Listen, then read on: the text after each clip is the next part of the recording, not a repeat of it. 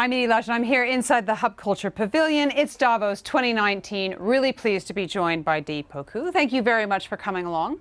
I'm thrilled to be here. Co-founder of WIE, the network. So first of all, I want to ask you about why you started WIE. So WIE was very inspired by my own experiences in the workplace, navigating corporate culture, and coming up against, the obstacles that we do as women, and for me also as a woman of color, and not really having anyone to turn to get advice from, to get support. And so you sort of make the mistakes and hopefully you learn from them and you come out the other side. But it's so much more useful if you have a network of people around you who can advise you on what to do, who've been through it, who can sort of share from their own learnings. And I just didn't think that women were doing that enough with each other. And I think it's actually how men sort of navigate the workplace naturally. And so I just created, or we, at the time, June and I, we created a network that didn't really exist for us. And what are some of the things that have come out of that? Because I often think that that networking is seen as a soft skill, just like I teach speaking in public. It's a sort of soft skill. But I can't tell you the number of jobs I've gotten from networking, right? So tell me some of the things that have happened as a result. I mean, there are so many. Give me one. Too many to count. So there are businesses, like there are a few people who've started businesses, like found their co-founders through being at a WIE event. People have found investors in their companies through WIE.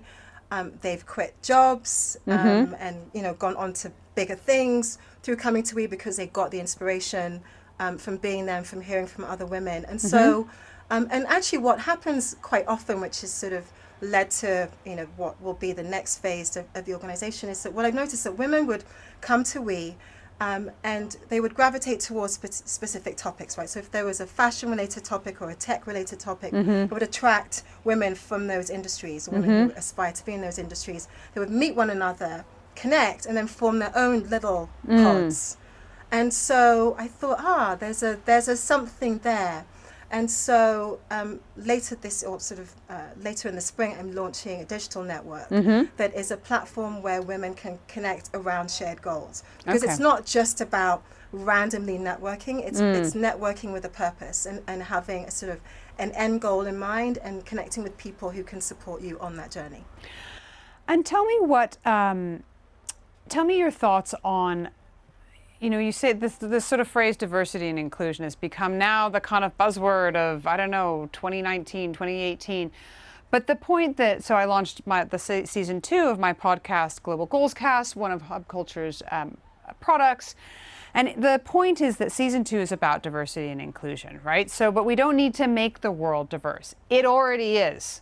But the point is about inclusion, right? So it's bringing everyone to the table so that we all rise up together.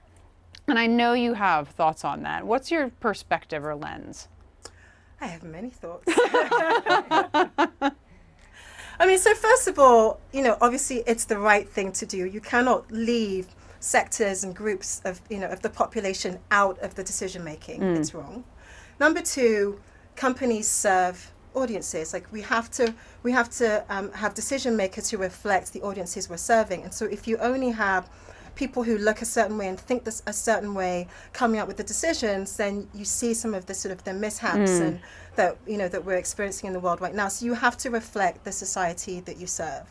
And as a Black woman, I've been very focused on supporting Black female entrepreneurs, for example. And what I've noticed is, if you look at the statistics, Black women are starting businesses at 15 times the rate of the national average in America. And yet they receive less than 0.2% of available funding, which is wrong. And at the same time, they are smart, educated, innovating in the same way. They have companies that can compete, on a level with any of these other companies you care to mention, but they're not getting their fair share of the funding. So I just think across the spectrum, we need to right some wrongs and level the playing field. All right, Dee, thank you very much for stopping by the Hub Culture studio. Thank you to Facebook. Thank you to Hub Culture, and I'm Edie Lush.